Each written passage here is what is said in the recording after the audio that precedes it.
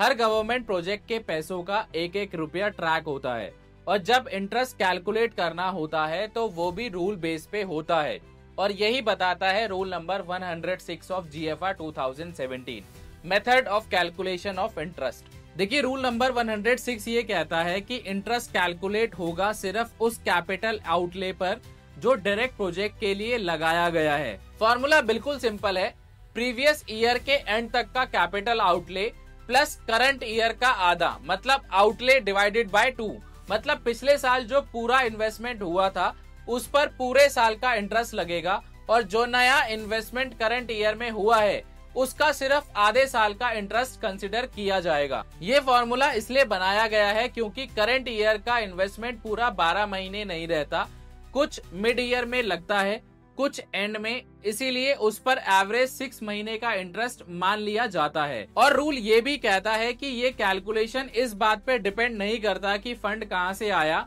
चाहे current revenue से हो या फिर लोन से, इंटरेस्ट का मेथड बिल्कुल सेम रहेगा। यानी हर साल के एंड में गवर्नमेंट डिपार्टमेंट्स अपना कैपिटल आउटले और इंटरेस्ट इस फॉर्मूले के हिसाब से रिकैलकुलेट करते हैं।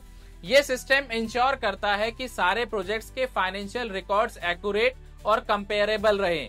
इससे गवर्नमेंट को ये पता रहता है कि उसके कैपिटल का रियल कॉस्ट क्या है। तो दोस्तों रूल नंबर 106 एक सिंपल मैथमेटिकल रूल नहीं है, ये फाइनेंशियल डिसिप्लिन का बेस है। ये सिखाता है कि हर नया इन्वेस्टमेंट एक कॉस्ट के साथ आता है और उसका हिसाब हमेशा क्लियर होना चाहिए। और किस तरीके से ये पूरा जीएफआर वर्क करता है ये जानने के लिए मुझे फॉलो कर लो।